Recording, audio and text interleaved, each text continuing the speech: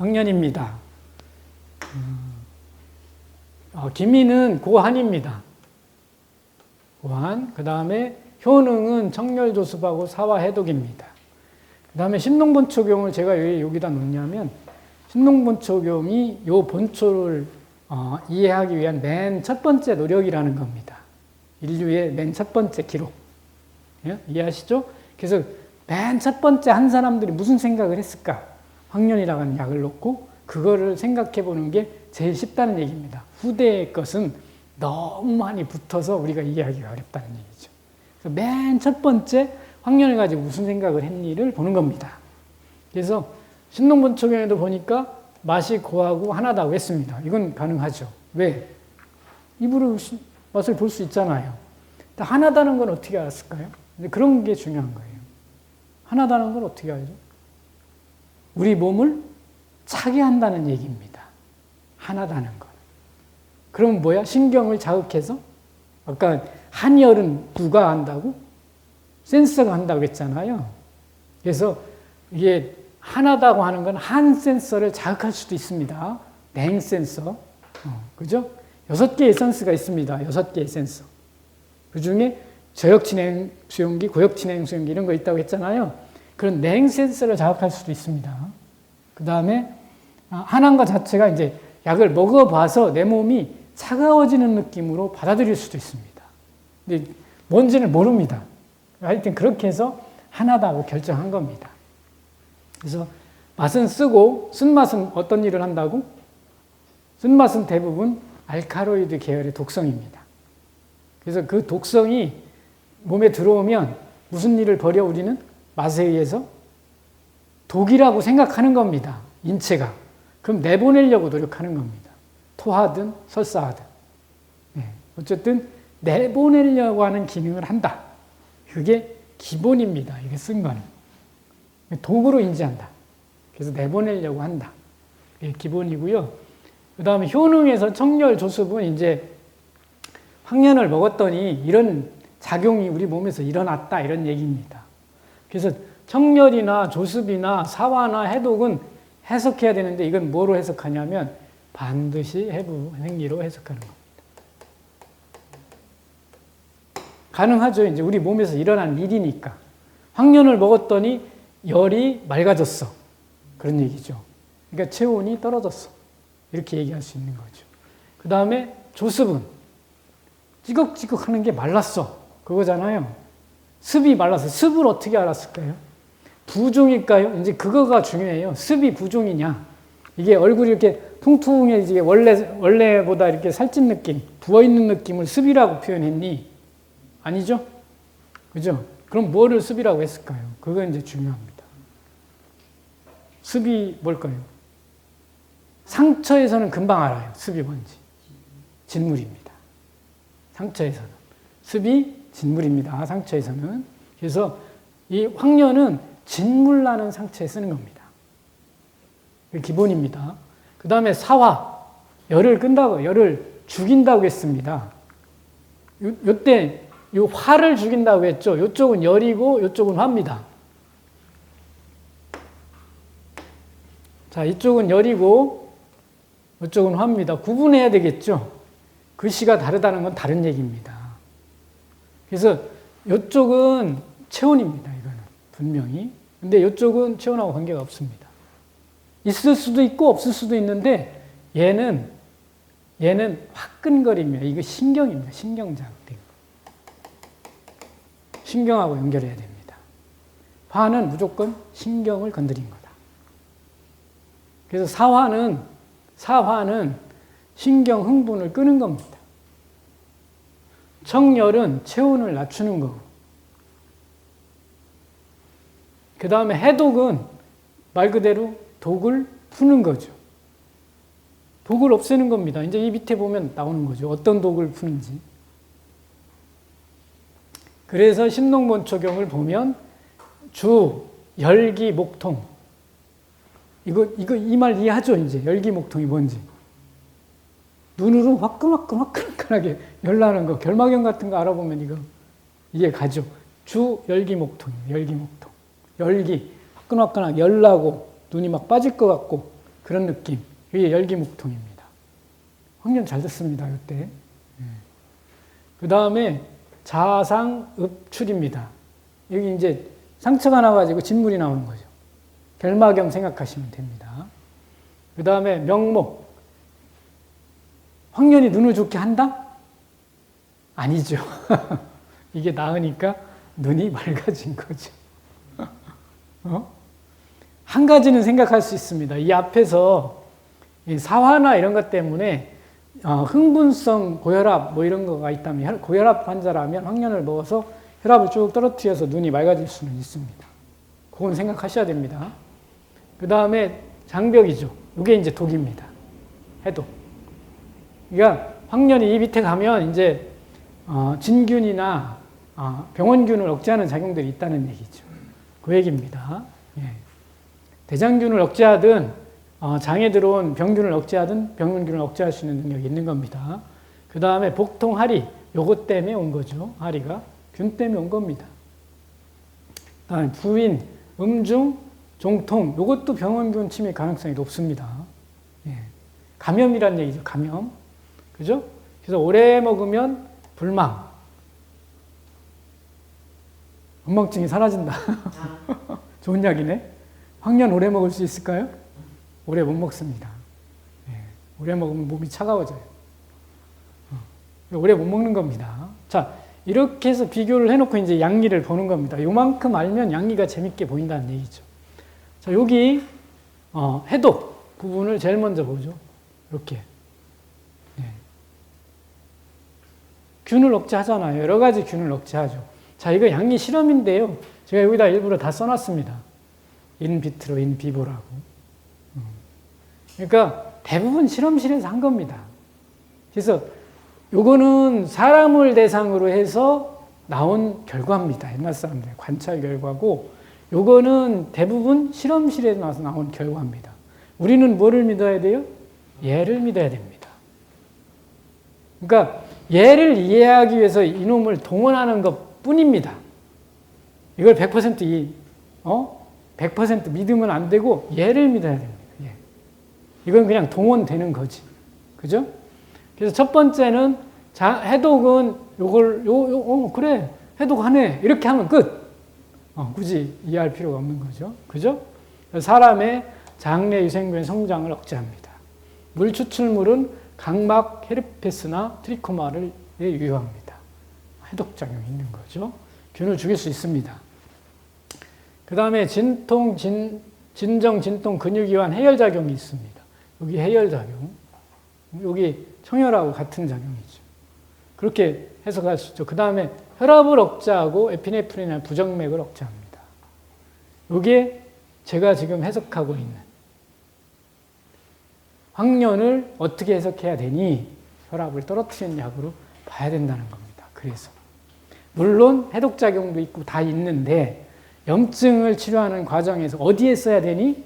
염증이 있는, 혈압이 있는 환자한테 쓰는 겁니다. 혈압이 있는 염증 환자한테 황련을 쓰는 거란 뜻입니다. 그 다음에 이 균을 죽일 때도 혈압이 있는 사람한테 써야 훨씬 더 효과적이라는 얘기입니다. 그러니까 하나가 더 조건이 하나가 더 생긴 거죠. 황련을 쓰기 위해서. 그럼 밑에 보면 또 생길 수도 있습니다. 조습이나 이런 거 더 붙는 거죠. 혈압이 있고 상처 부위가 찌걱찌걱하고 삼출성 염증이 있고 이럴 때 쓰는 거다. 그럼 조건이 하나 더 붙는 거죠. 그러면서 처방으로 작용을 할 가능성이 생기는 겁니다. 황련 하나가. 그 다음에 소량에서는 심장 기능 및 관상활률을 증가시키지만 용량이 증가하면 억제시킵니다. 이 말이 결국 이 말입니다. 혈압을 떨어뜨린다. 심장을 억제한다. 혈압을 떨어뜨린다. 그런 얘기죠. 그 다음에 또 하나 생각할 수 있는 거는 심장 혼자 뛸 때도 억제할 수 있다는 얘기죠. 부정맥을 안정시킬 수 있다는 얘기입니다. 그 다음에 심장 수축력을 약화시키고 심박수를 감소시키지만 빈맥을 유도하기도 합니다. 그래서 어떤 때는 부정맥을 치료할 수도 있지만 어떤 때는 마이너스 요인으로 작동할 수도 있습니다. 사람마다 다를 수 있다는 뜻이겠죠.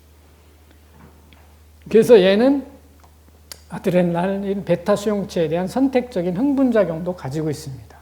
억제작용도 가지고 있습니다. 그래서 황련을 좀 더 많이 연구한 서적들을 보면 교감신경 흥분도 하고 부교감신경 흥분도 하고 교감신경 억제도 하고 부교감신경 억제도 하고 다 있어요. 요물 같은 약입니다. 그래서 굉장히 다양합니다. 신경에 대한 작용이 무지무지에 다양한 약이다. 그렇게 생각하시면 됩니다.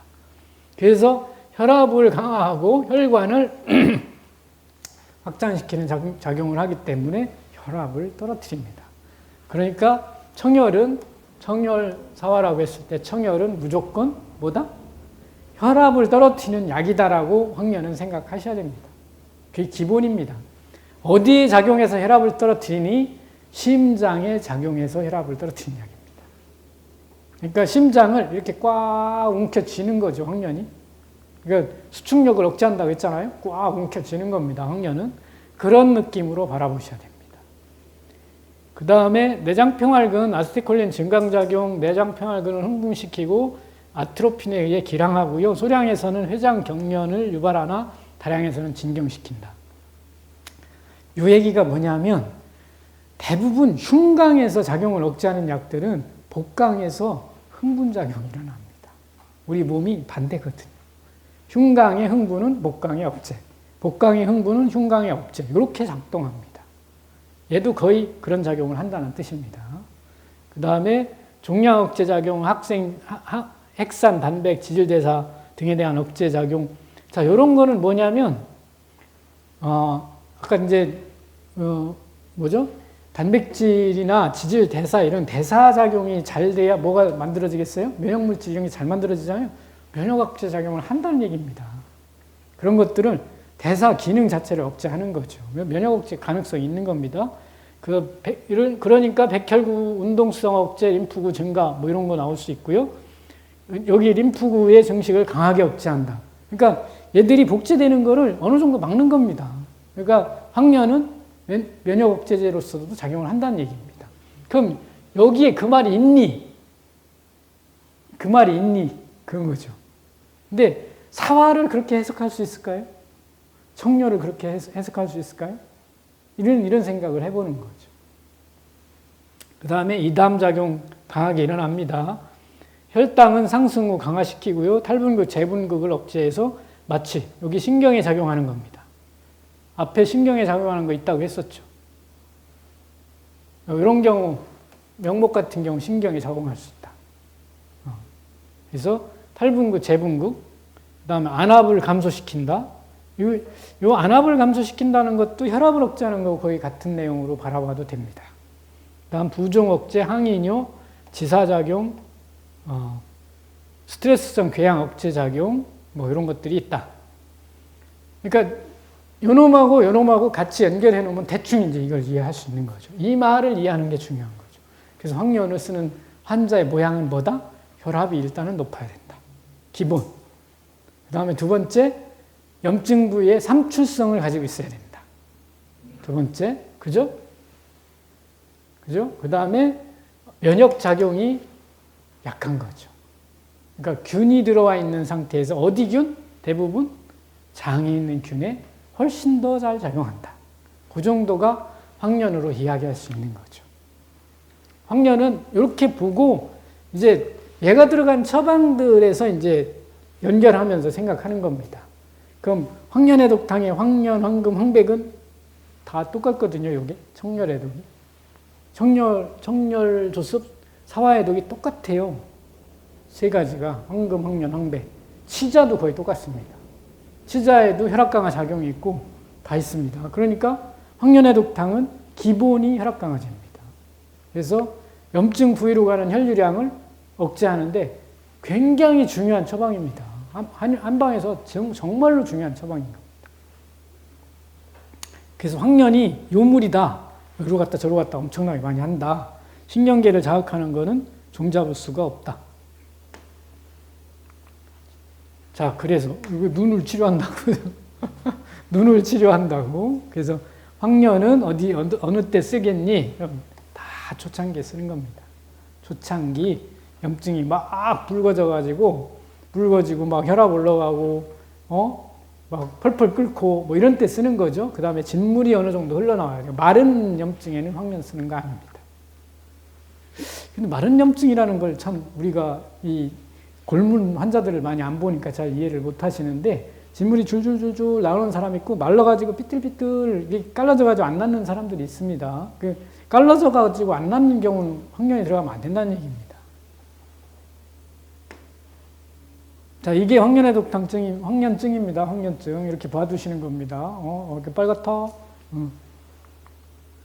염증 분류와 황련해독탕입니다. 이거 일본 책에서 나온 건데요. 황련해독탕을 얼만큼 많이 운영하는지 보여주는 겁니다. 그래서 충혈성 염증, 가벼운 화상 이런데 황련해독탕 단독 처방을 합니다. 이건 감입니다. 황련해독탕 플러스입니다. 예? 함출성 염증에는 월비가출탕을 더했습니다.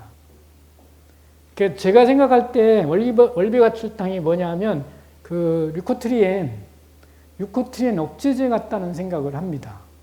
얘가 초반 부종을 억제할 가능성이 높습니다. 그 다음에 화농성 염증에는 신미패독산, 황련해독탕의 신미패독산, 아니면 배농상급탕, 아니면 길경이나 석고, 아니면 의인 이런 것들을 섞는다. 그 다음에 출혈성 염증에는 만성염증 같은 경우는 군기교회탕인 사물탕을 섞는다. 사물탕하고 황련해독탕 섞는 방법은 많이 나오죠. 피부병에. 예, 원청음 아주 유명한 처방입니다. 이렇게 섞는 거죠. 그 다음에 증식성 염증, 섬유화되어 있을 땐 게이지목욕탕이나 대항목탄, 비탕 같은 거를 섞어서 쓴다. 황련해독탕이 이만큼 많이 쓰인다는 얘기죠. 그래서 어쨌든 황련으로 치료하는, 황련이 들어가는 약들은 기본은 혈압을 낮춘다는 게 기본입니다. 그래서 염증 부위로 혈액이 덜 가도록 만들 때 쓴다. 네. 자, 혈액순환 억제하는 그림입니다. 이게 지금 이렇게 잡아서 혈액이 덜 가도록 한다고 생각하라. 그 얘기 앞에서 했습니다. 염증 설명에서 여기입니다. 예, 동맥 확장, 열 발전. 이때 쓰는 겁니다. 황련을 요약해 보면 이렇습니다. 이제 고한 이게 고는 설한다고 했잖아요. 사한다, 설한다 이렇게 하잖아요. 그래서 배설하는 겁니다. 고는 기본적으로 나가게 하는 거, 몸 안에 있는 뭔가를 나가게 하는 역할을 한다. 이렇게 빵빵한 거를 줄이는 거죠. 빵빵한 걸 줄인다 이렇게 생각하면 됩니다. 고는. 그리고 체온을 떨어뜨립니다. 그래서 대부분 열증이나 실증에 써야 됩니다. 청열은 앞에서 설명했습니다. 심장 기능 억제하는 거고, 맥이 실하고 발적이나 발열이 있을 때 쓰는 거고, 그 다음에 조습 해독은 균증식을 억제한다고, 그 다음에 염증을 억제하는 거고, 발적이나 종창 같은 데 쓸 수 있는 거. 사화는 대사 억제나 경련 억제 같은 거, 진정 이런 효과가 있다고, 신경계를 억제하는 효과가 있다고 했잖아요. 그래서 흥분이나 상열감 이런 데 쓰는데요. 황련해독탕을 왜 정신과 질환에 쓰냐 이런 얘기죠. 똑같습니다. 그것도 혈압을 낮추고 흥분을 떨어뜨리는 약으로 작용한다는 뜻입니다. 황련해독탕을 써야 되는 정신과 질환 같은 경우는 대부분 혈압이 올라가는 형태여야 됩니다. 얼굴이 뻘겋게 되는 유형. 그런 경우에 쓰는 겁니다.